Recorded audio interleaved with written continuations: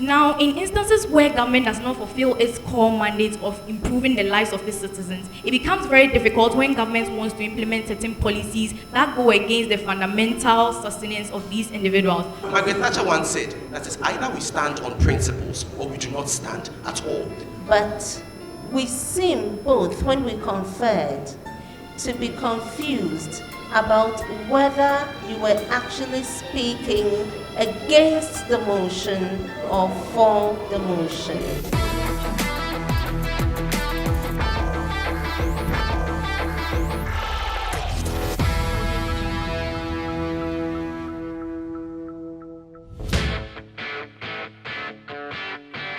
Welcome to today's edition of the Yaz Intellectuals, the first ever debate reality show. This is the Knockout edition happening live at KNUST in Kumasi, affectionately known as Osekrum. We will be hitting the intellectual stage very soon, where losers are winners and winners are conquerors with a better chance at finishing the race. The next generation of debaters have arrived. Our moderators are ready to give us their invaluable assertion to the motion at hand, and their judgment still remains uncompromising. This is the Yaz Intellectuals, grooming great debaters. Hello, ladies and gentlemen. You are welcome to the Yaz Intellectual Debate Show, the first debate of this kind here in the country. It is a reality debate competition, and we are so much privileged to have all of you around here to grace the occasion. All right, I am Nanaba Amwa, and I'm co-hosting with Edugenfi. Okay, so this is the Knockout edition, and it's taking place right here at KNUST. And this is the land where Okonfuanoche actually chanted the golden stool into existence. Alright, so on this note, we take a very short break here. We'll be back to introduce the host once again and our moderator. We'll be right back.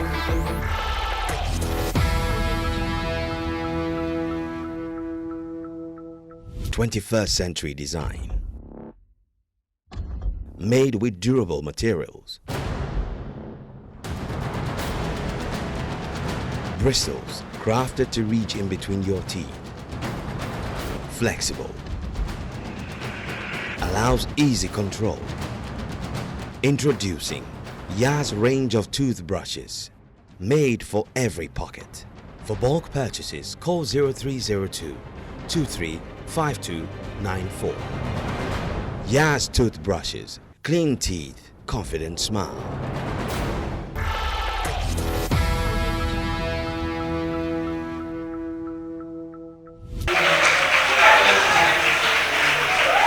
Welcome back, viewers from the break. All right, so today we have with us two fantastic halls who are going to represent their schools. And Pavna, what is the motion on which they are debating on? Okay, so before we talk about the motion, let's introduce the halls that will be taking part in the competition. First of all, we have Queen Elizabeth II Hall from the Nkrumah University.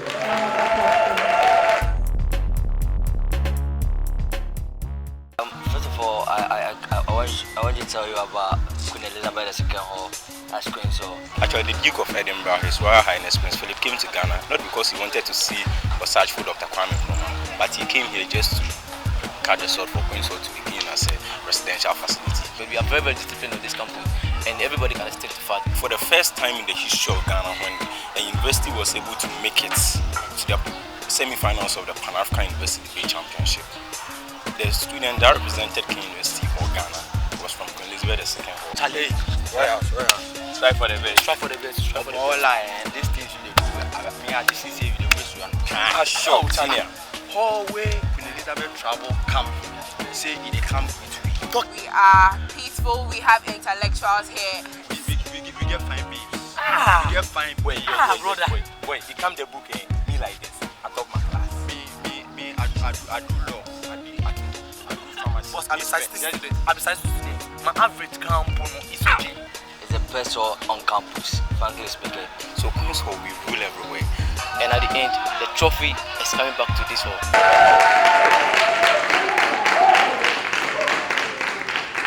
And again, they are coming up against Mensah Sarbah from the University of Ghana. We we are the reigning champions of debate. Legal matters, no hall can be compared to Sarbah Hall. And we have a whole lot of such astute intellectuals who coming into this competition are going to definitely express the very depth of brilliance. Mensah Sarbah Hall champions most of all competitions. We dabble in everything. We have prowess in entertainment, we have prowess in sports. The talents that have been nurtured over the years. Sarbah intellectuals. You are championing it. We are in to win this competition. We're not coming to bite. We are coming there to win. We have Popo, we have JC, we have all the fraternities. So we are the Vikings. Sarbah is coming for the competition and we are coming with more fire. As Popo mates will say. Popo mates, fire! Unity! Solidarity! Unity! Solidarity! Hey! Hey! Hey! For the motion, pavements and walkways have become mini markets for vendors. Driving them away without creating a market space for them is an exercise in futility, and that is the motion. That's another interesting motion. And of course, Queen Elizabeth II Hall will be speaking for the motion, and Mensah Sarbah Hall will be speaking against the motion. Okay, so before the debate commences, we would like to acknowledge our moderators in the auditorium. Professor Goski Alabi.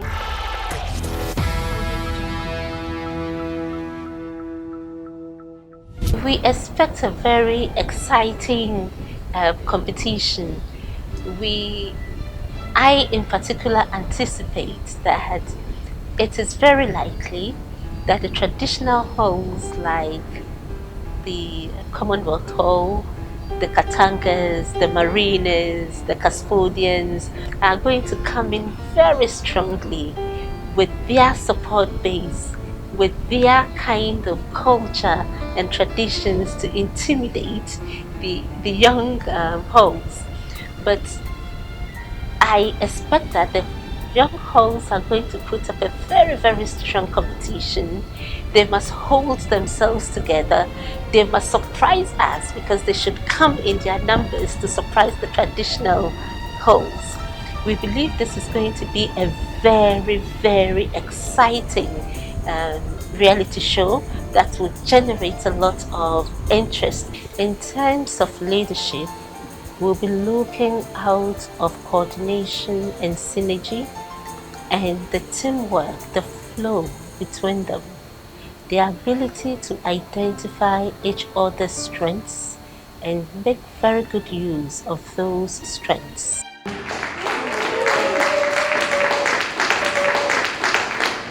Dr. Oseni Adam.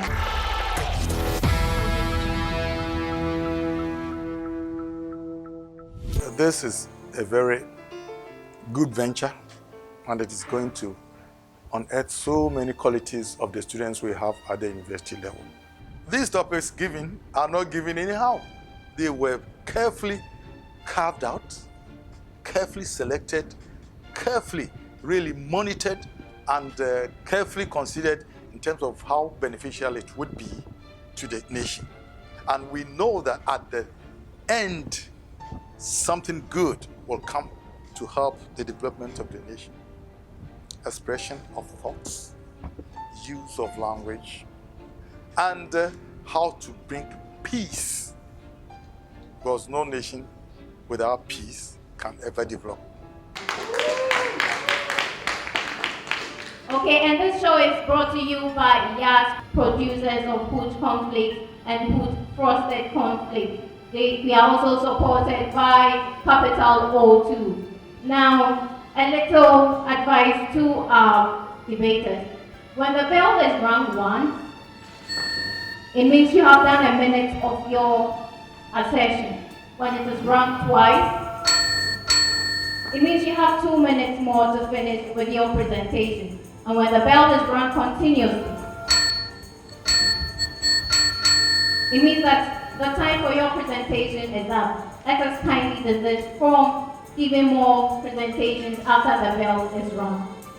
So on this note, we thank very much Queen Elizabeth II Hall and Mensah Sarbah Hall. Shall we give them a round of applause as they get ready to set up the motion? So speaking for the motion, we welcome Queen Elizabeth II Hall.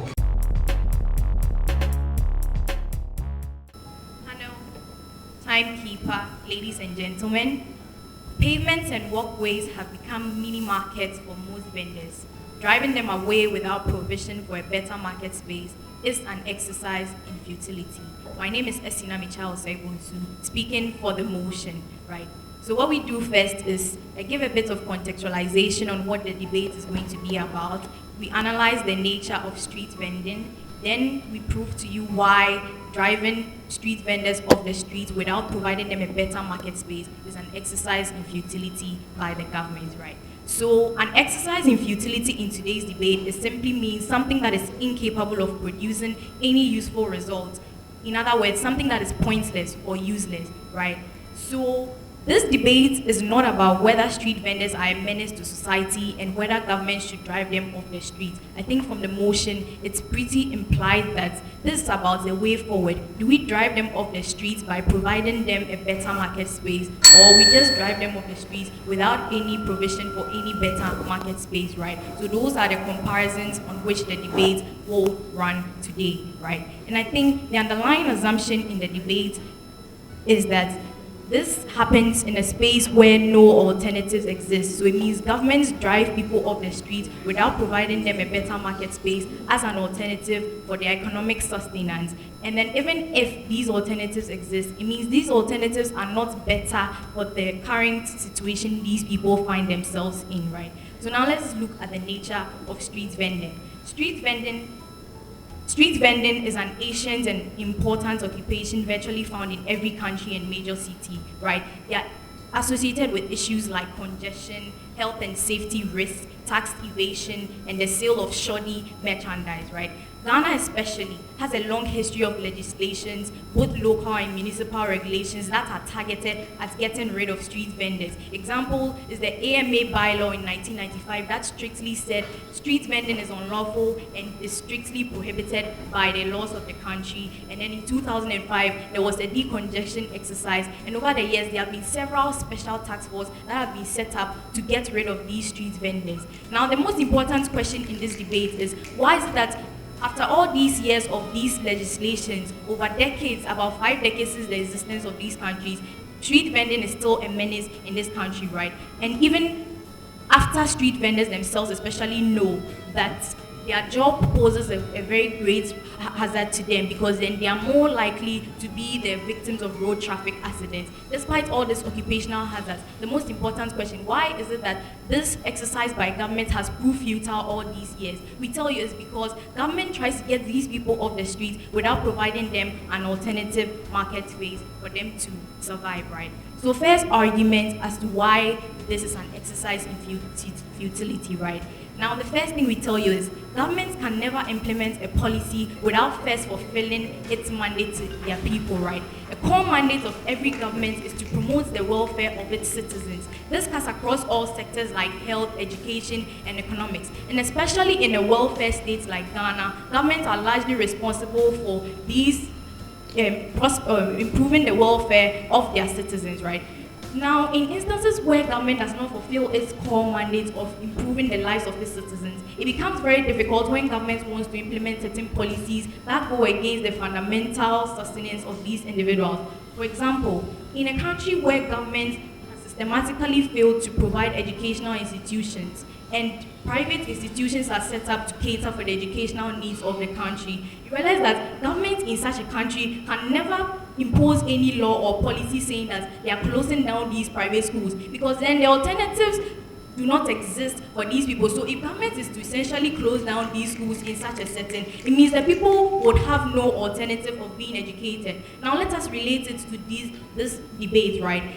Economic prosperity of citizens is a core mandate of government. Government is supposed to make policies that make it easier for businesses to thrive, and government is supposed to, as much as possible, provide infrastructure for small-scale businesses to also thrive. Now, in the instance where especially these street vendors have been identified as a problem in these countries, and government wants to get them off the streets, what's the best way of getting them off the streets? First, ensure that you are providing them with a better market space as an alternative, which is first and foremost the core mandate of these people. If government does not fulfill its mandate, human beings will always find a way of sustaining themselves. And however they choose to do it, governments cannot enforce any laws that says they shouldn't do it that way. So government can never, or the exercise of driving away street vendors will always prove futile in this country because government is not fulfilling its mandate by providing them the necessary infrastructure, right? Now, the second thing we argue is the lack of political will in this country, especially, right? Because usually governments want to pander to party politics, and no government wants to be the bad guy who sacks people off the streets because then they want to get re-elected. So an example is the issue of Galamsey, right? Over the years, consistently, every government identifies that Galamsey is an issue and they should get rid of it. But then the lack of political will to be able to see it through and drive these Galamsey operators is usually not there because they are scared of the backlash that will exist if government is seen to implement such a cruel policy of sacking its own people from something that sustains their livelihood. So what is the antidote to this lack of political will? We tell you the antidote is providing them better alternatives, because then if government is saying that I'm taking these street vendors off the street, it's not a cruel policy because then I'm giving them a better alternative, then government has all the justification and the high ground to go through with this, right? So we realize that in the current government with the issue of Galamsey, there's been a large collaboration from all sectors, both bipartisan and in getting rid of Galamsey, because the difference with this government's implementation is that they are providing these Galamsey operators another alternative. They are telling them that form an alliance of small-scale miners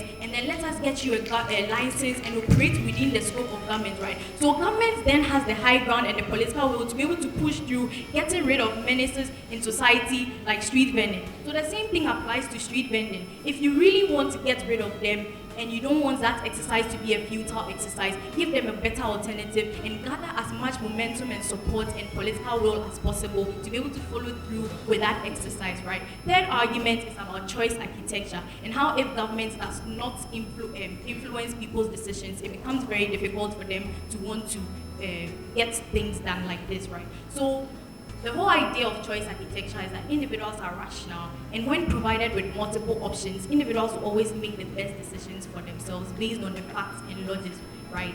Now, how does this apply to today's debate? That means that on the average, looking at how tedious street vending is and looking at the occupational hazard that come with it, how these people are at a much higher risk of being knocked down by Okada vehicles, cars, reckless drivers, and what have you, it means that these individuals might prefer a better alternative to their current situation because their current situation is not the best. But then, because of economic sustenance and the fact that these people have to survive and they do not have any other option, they will want to remain on the street. So now, if government wants to implement a policy that says get these people off the streets, government should be able to attract these people with a more viable alternative that makes them more willing to even go there without the use of force, right?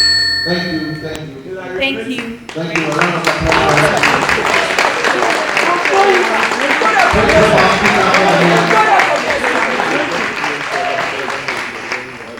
We now call on the principal speaker against the motion. Panel of judges, ladies and gentlemen, clearly our opponents misconstrued the tenets of this debate. The motion says, and I read, pavements and walkways have become mini markets for most vendors.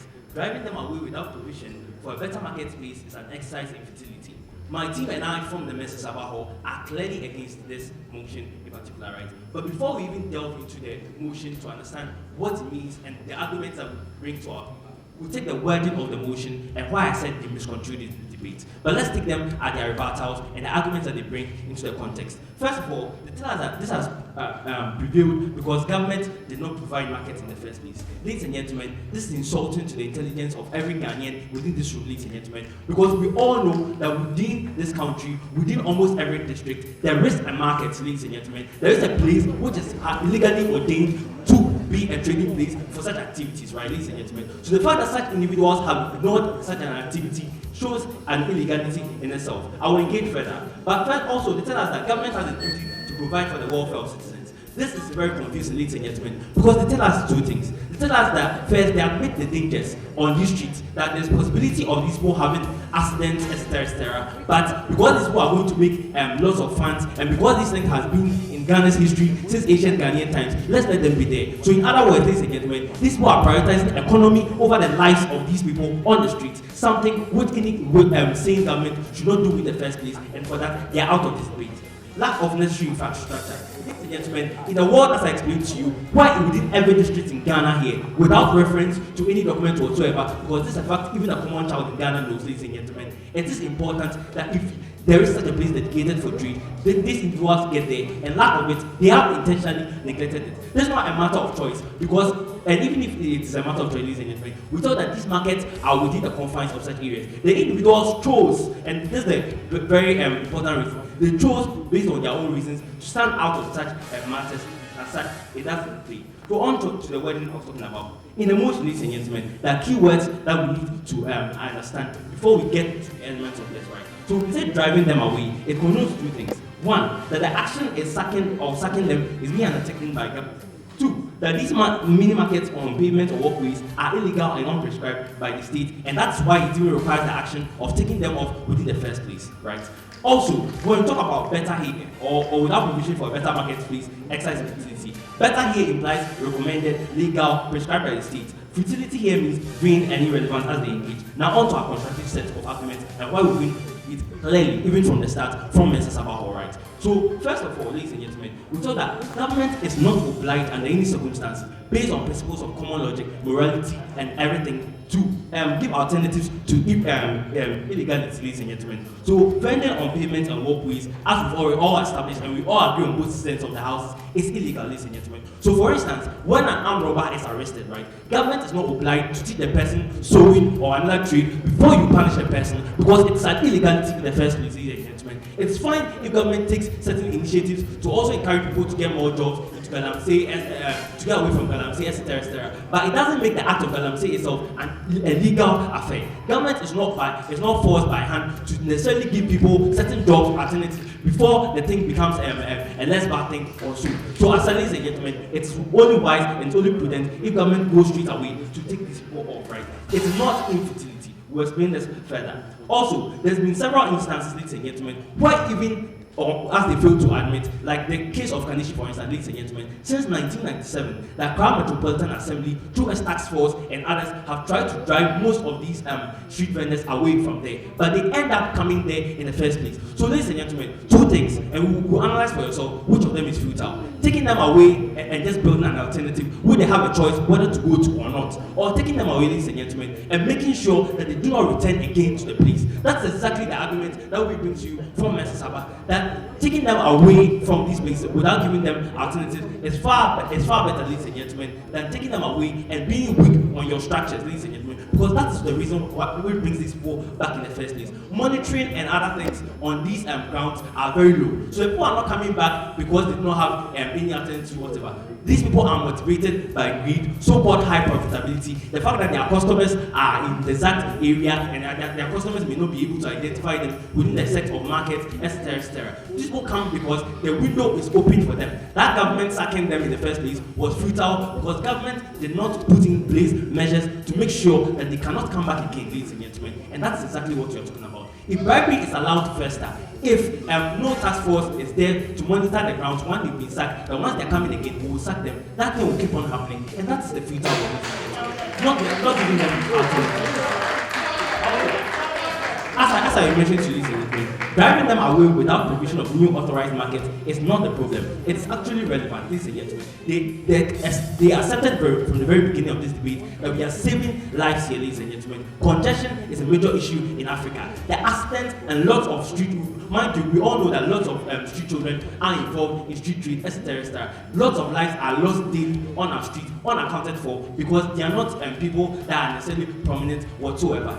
Even where, ladies and gentlemen, we are losing our economy and we are going to become a very poor country, we thought that the lives of human beings trashes economy any day. So whatever this informal sector brings to our revenue as a state, we are much more better if we respect the dignity of the lives of these citizens on the streets, right? Also, we tell you that driving them away without proper monitoring mechanism to ensure that the place remains so is one of the activities. And for this time, we are proud to oppose.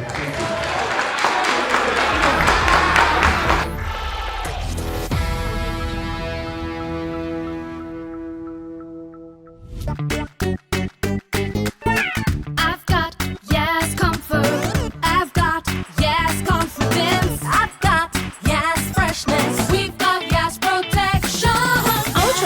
wide wings and leak guards. Yaz sanitary pads give you maximum comfort, hygiene and protection in a resealable pack. We've got Yaz protection. Yaz sanitary pads. Maximum protection, maximum confidence. Don't worry, we've got Yaz protection.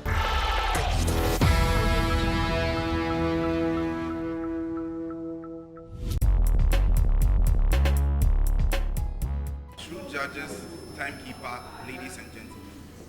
What this debate seeks to address is the futility of driving people away from their marketplaces when there exist no plausible alternatives. What Safo argues in his speech is why it is necessary to drive them away. The concession we make from this side of the house is that the driving away is something that has been happening over the years, as now tells you in his speech, how the AMA continuously drives people away. But what she tells you is this, that there exists no political will to sack them because they'll always come back. Why? Because there exists no plausible alternatives. Two things that Safo tells you in his speech. One, the availability of markets. The kind of engagement we get from my side of the house is this.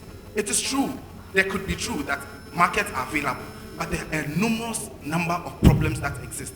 One, many of them are congested. Two, the fares for hiring these market stores are too high. And number three, these market stores are too small for these people. The question is this, is there an alternative where there can be better markets for them? We say yes, I'll prove that to you in my analysis. The next thing he tells you about is the value of life. I'd engage that when I tell you about the doctrine, double effect. But first argument I bring to you as supporting speaker. One, an inaccessible market is no market at all. What I say is this, that the market is not just a place where you sell, It has to be a place where you sell and people can buy them. So when you go and put somebody in a secluded area where when he or she can market their wares, put them out there, but nobody comes to buy them, you're not having a marketplace, you just have a selling place. What then happens to the people? You do not get any money to put in your pocket, you do not have a subsistence for yourself. What we say from my side of the house is this, if you put people in a secluded place where there is no avenue for people to come and buy their wares, what they'll do is, because they are rational, they'll come back to the streets because they know that once somebody is sitting in a trotro passing by, he'll see my wares and buy them. That is rationality of human beings that Eslam tells you in his speech. The next thing that I want to tell you about is how futile it is, and to prove more on the level of futility. We say the futility is this, and this is how double effect comes into this debate. Whenever you propose a solution to a problem, and the kind of problems that solution brings far outweighs the problems that you exist when you propose that solution, it is morally wrong and morally bankrupt. This is why. Because when you sack people from the marketplace without giving them plausible alternatives, they will not go to the market because one, the stores are too small. Two, because the costs are too high, they cannot buy them. They cannot buy these stores or rent these stores. But secondly, you push them into social vices like stealing, prostitution, and the likes. In conservative African societies like Ghana, this is morally wrong, it is morally reprehensible, it is something that we cannot buy from this side of the house. But the next thing that Islam talks to you about is choice architecture, and this is how civil disobedience plays. The concession we make is this, that it is true that these things are illegal. Islam tells you about an AMA Act that was supposed to combat this, but this is not working. Why? Because of civil disobedience. We say, in a situation where people are constrained by the pursuit of prosperity, shackled by government's inability to provide better opportunities for them, forced to find a subsistence for themselves in a society, have nobody but yourself, is it morally justified to break the law to make a subsistence? Because obviously, when you decide not to break the law, what you do is that you engage in subsistence, like the subsistence of engaging in prostitution and the likes. But when you don't break the law, the best thing, or like the best case scenario, is that you get some money for yourself. Which one is better? Getting money for yourself where you do not provide a direct harm to a third party, stealing, going out there and engaging in armed robbery, going out there and engaging in prostitution. We say that the latter is morally bankrupt. The former is what we provide from side government, and we are proud to utilize.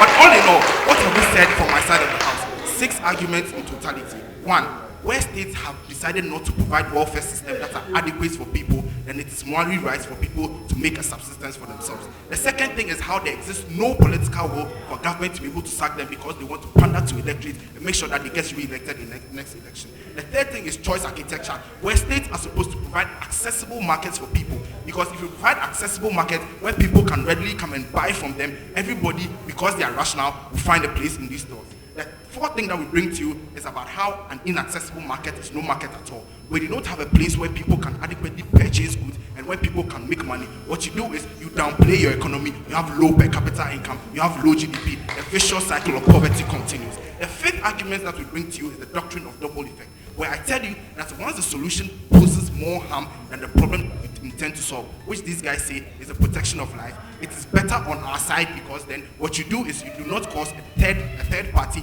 any form of direct harm. And lastly, the argument of how this is an act of civil disobedience, where people can say that no, we are not going to obey this law because we need to find a subsistence for ourselves. When this goes on, what it pushes the government to do is it pushes the government to put in more stringent measures to make sure that they provide accessible markets for each and every person to be able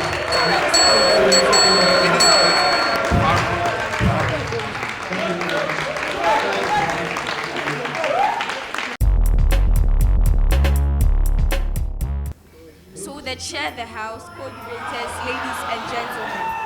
So what this side of the House is trying to prove to us is that even if something is bad, we should encourage it. And that is what we are against from this side of the House. So we tell you that their arguments or the points that they are trying to bring to the House is going to cause more harm than good, and then will not even solve the issue that they are trying to solve in the first place. So we are speaking about futility, and the major reason why we are all seated here to argue this debate is to find the best solution to ensure that these street vendors are not seen loitering around again, and the problem is solved and everyone is able to sell and buy at a convenient space. So we tell you that with the kind of arguments or points that these people are trying to bring to convince would actually give these street vendors the right to own mini markets by pavements and walkways, and we will prove to you why we are saying so. So the first and second speaker came to speak about providing them with no alternative is an exercise in futility, hence we should give them better alternatives.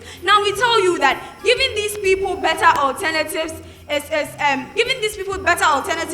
a way to give them is a way to give these people right to own mini markets by pavements and walkways. We tell you that this serves as injustice to others that are abiding by the laws of the land. So we have a market where there are a lot of people that have gone there to purchase some of the stores and are working, paying taxes to the government and ensuring that people would come there and buy, only for you to have other people that, because of their own selfish gains, would go out of these marketplaces to go and sell some of the products that they have. Now we tell you that providing these people with alternatives means that we will keep providing alternatives as and when there's more demand and supply at any given area. Now I'll give you an example.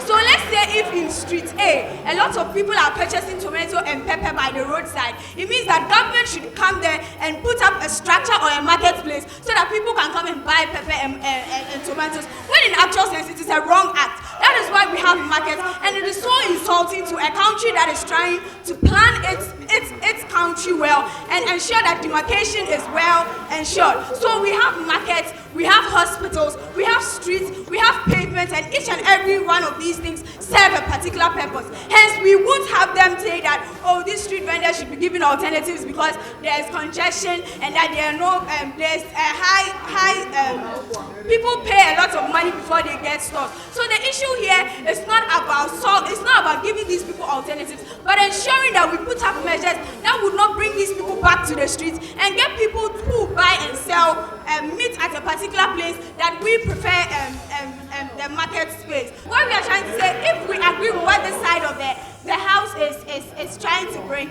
it's going to be a burden on the government, because governments will have to keep satisfying these people because they are their citizens and not go by the right ways and measures to ensure that these people do not come back. So we need to expand the market space. We need to put up structures and ensure that security is at these vantage points where these people are not going to come back. The health and security of these street vendors is very important, and not to talk about how much money they are going to make at the end of the day, just because a lot of buyers are at a particular point, so they should come there and sell some of their products. So we also tell you that it increases the expense of government, because market spaces would be rendered useless, since we would have to be going from place to place and citing or putting up structures that would favor most street vendors. And we also tell you that there is a right for all pedestrians to be able to use pavements and walkways without any form of obstruction. So at a point where someone is selling bread and egg, sitting somewhere that you are supposed to pass and preventing you from an easy access to wherever you are going, we feel that it is bad. Hence, these people should be moved to their appropriate places. such as the marketplaces, and ensure that there is enough security to prevent these people from coming back to these pavements and walkways, because that is the only way we can ensure that these people are not coming back to the streets. From what this side of the house is trying to say, if we are going to keep building structures for a lot of people, we will never stop, because demand and supply is what these people go by. Then we also tell you that it is very beneficial. It is very beneficial to government if we decide to go by the rights.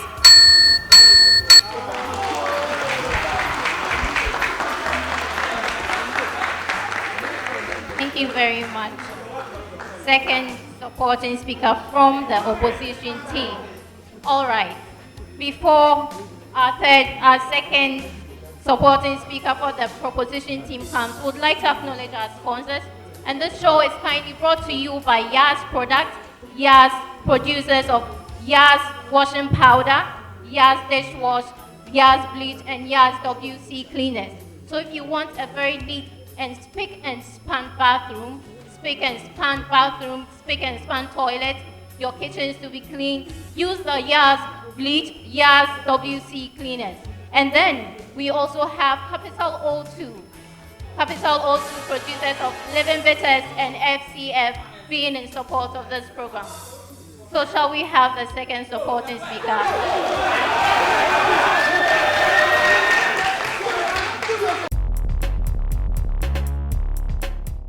Mr. Speaker, panel of judges, a great timekeeper, co-debaters, ladies and gentlemen.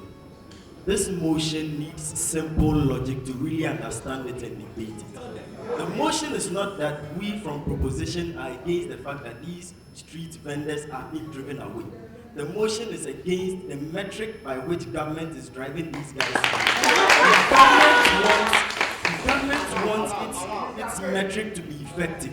Then we are saying that they should provide a better alternative for these guys. Let me explain this to them with this simple analogy. If a father fails to give the child food, and out of hunger the child comes to steal the father's money, if you want to stop the child from stealing, you don't continuously beat the child without telling the father to feed the child. Go and tell the father to feed the child, and that automatically will stop the child from stealing. That is what we from side opposition are saying. I'll give you a little engagement to their argument. First of all, they argue that it is not government's burden to provide better alternatives. We say that it is not supposed to be a burden on government because it's government's mandate to provide these people with better alternatives before trying to move them off the streets. We from proposition agree to the fact that these things are illegal. But hey, if you want to solve an illegal problem, solve it from the roots. Don't necessarily try to solve it where it has proved to be futile all over these years. That is what we are saying. Solve the problem from the roots and it will be gone. What do we from proposition bring to you? We say that first of all, it is not about whether what they are doing is wrong, it's about the metric that government is using. So what we are saying is that first of all, provide them with a better market space. People have choice architecture, logic reasoning will tell them to move without you even wasting your time and your resources to go and drive them away. Also, we say that there is lack of political will, and that is the reason why. There is research and survey that has shown that way back in 2011, over 250,000 people were the ones on the streets. How much more in this present day than 2017? That is what is scaring the politicians because they are afraid to sack these people and become the bad guy without giving them a better alternative. And at the end of the day, they will be painted black. And since in Africa and in Ghana here, we deal with party politics. No party wants to bear the shame. So what we are saying is, if you want to be a unique government, provide these people, do your mandate as a father, as a government, and your children who are the people on the streets will not need to steal nor be on the streets anymore. That is what we from proposition are saying. Also, we say that apart from there being lack of political will, there is government needs to fulfill its mandate. That is the first thing government has to do before even they come here and try to sack these people. You as a father are not performing your duties and you want your child to stop stealing. That is the simple analogy I gave to you. These people have already considered that the analogy I gave, the best solution to it, tell the father to feed the child, and upon that, the child will have no excuse.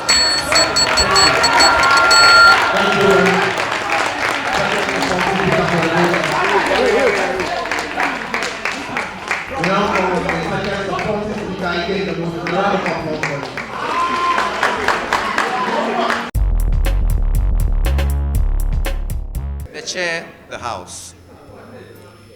If you give your child fees and he won't go to school, why do you pay his fees in the first place? This is simply about utility and how provision of markets are effective to remove these people from the streets. We are saying that futility comes in when you sack them and you provide markets for them and they end up not using these markets. Futility is when you rather sack them and not place any checks in place to ensure they don't come back. Futility is when you leave them so that innocent pedestrians will be hit by cars and die. Futility is when governments waste money building markets over and over again when we know that people will not end up using it, as is the current status quo. Government comes here and tells us that as of 2012, there were 250,000 people selling on the streets. How do you expect the government to build markets for all these 250,000 people and continue to have everybody stalled? We did not print arguments for you, judges. We do not have people to make noise. But we tell you that when this side is done from Mensah Sarbah Hall, you would have no reason to place them above us. What do we tell you? We tell you that, one, we need no alternatives, that the giving of the market spaces is an act on futility in the first place, the benefits in sacking them, and the importance of such benefits to the state. Now, Margaret Thatcher once said that it's either we stand on principles or we do not stand at all. In the current status quo, there are so many markets that have been constructed. An example is the Tamale is a market constructed by the former Mahama administration for hawkers at the Tamale Central Metropolis. However, it lies unused. The main proponent is not the fact that these people don't have somewhere to sell. The main proponent is greed. So if you put them somewhere, they know that they need people who will buy their wares. So they'll come to the road, isn't it? Now, if you come and build the market at the road, there will be an extra number of people because you can't house all of them. So what we tell you is that let the law take its course. Everybody can't be satisfied. It is a fact. Let us actually be honest with the fact of the matter as it stands now. We cannot house all these vendors. But what we tell you from this side is that we sack them and then we ensure that these individuals who have been sacked from these places do not come back. That is when it is not an act in futility. So as he came to stand here and say that the government, the metric we were using is wrong, we are telling you that after we sack them, we will ensure that these people do not come back. The main problem is not that they want to just sell in the street. Because trust me, the economy was booming, so many people won't want to sell in the street. The problem is, it's economic, okay? The nation is poor, so many people would want to go on the street and sell to make ends meet. So in the interim, until we manage to make economic gains or increase our GDP and become relatively comfortable, we are telling you that we should ensure the law takes its course. It's either we stand on principles or we don't stand at all. Of this, we are proud to propose. All right, thank you very much. Government cannot satisfy everyone. This show is proudly brought to you by Yaz, the caring brand for caring family. Okay, we would like to hear from our audience what they have in relation to the motion. But before we do that, we'll go for a quick commercial break, and when we come back, we'll hear from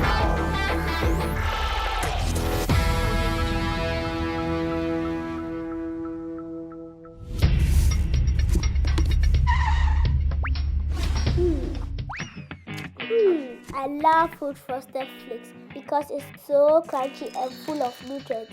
All you need is milk.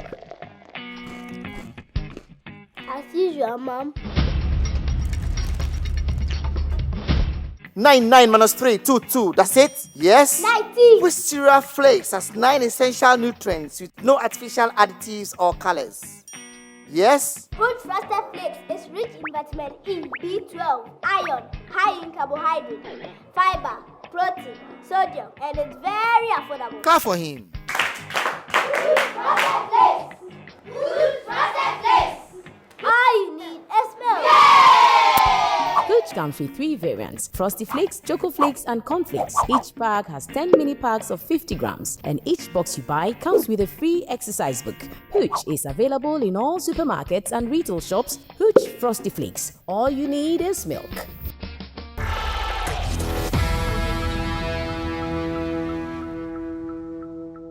So what is the essence of life if we are not going to get this economic, or if we are being denied of these economic benefits that we get from life. Now, there is also the politicization of everything in the country, where even if people would have to access markets, they would have to belong to a particular political party, or they would have to be affiliated, or they would have to know somebody who knows somebody and who knows somebody. So this in itself is not going to be possible. That was why we talked to you about the police. And again, now, we talked about how this is going to bring a burden to the government, about how the government would have to provide for better alternatives for people who come to the street all the time. But we tell you that this is the core mandate of what? The government. The existence of a state is for the benefit of what? The citizens or the people who exist in the state. And so therefore, if your population is increasing, and so therefore you say, because your population is increasing, you are going to cut down the building of hospitals. This is not essential. Thank you very much.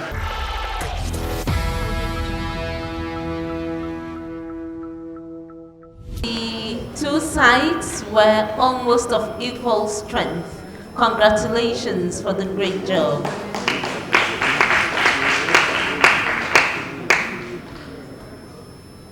We have scored independently and have put together the scores. It was another difficult decision to. The first judge awarded to one side 18.5 and to the other 20.5. And then another awarded to one side 28 and 17, with 37.5 and 46.5. The winning side is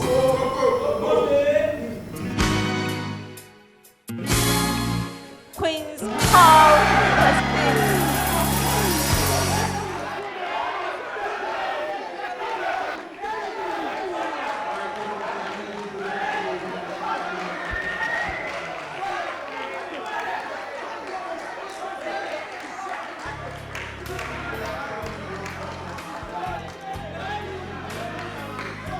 Okay, thank you very much.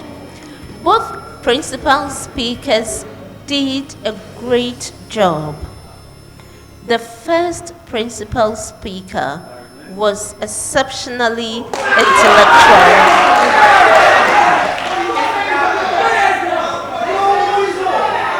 She was very poised and her body language was excellent.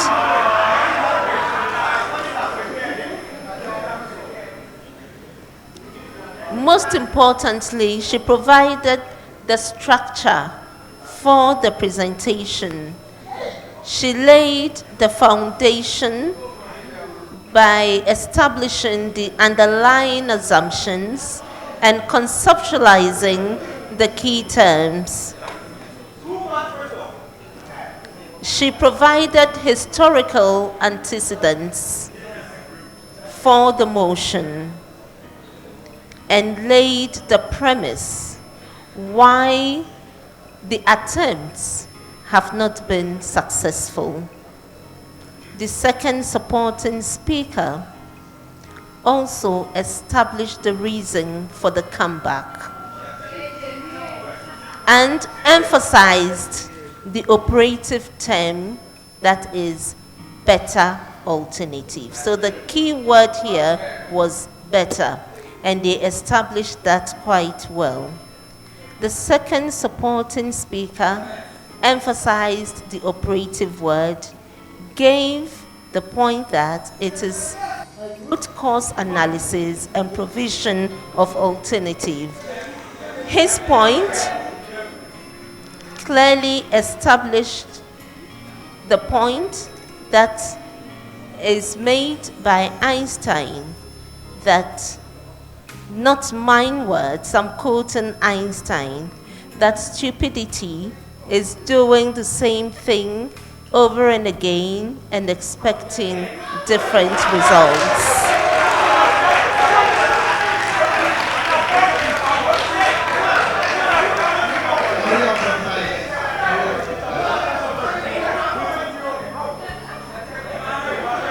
The opposing side did a great job. The principal speaker had very strong points, except that he was a little too fast. If his speech could be paced a little, then we probably could have been able to pick up all the points that he made. But he made very strong points. You're a good speaker, but we generally had the impression that you were a little too aggressive. The second speaker also exhibited similar traits, but gave very strong points in her presentation. The third was great, but we seemed both, when we conferred, to be confused about whether you were actually speaking against the motion or for the motion. On the whole, you are great presenters, and we say congratulations to all of you. Congratulations to the winning team.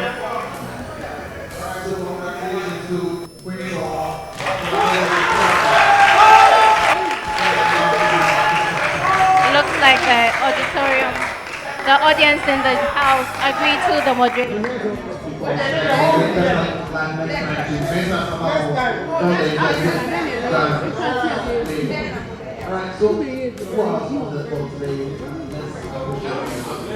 This show has been possible by Yaz range of products, Yaz, the caring brand for caring families. We were also supported by Capital O2, producers of Living Bitters, NFCF, and Access Bank, Access Solo Account. The solo account is really for students, and so if you're a student and you want your money secured, you have to make sure you grant to Access Bank where your money will be secured for you. So on this note, we'd like to thank you very, very, very much for being part of the first debate reality show, the Yaz Intellectual Debate Show. My name is Emily, and I'll be here with Nanaba Amo. Thank you very much, and bye.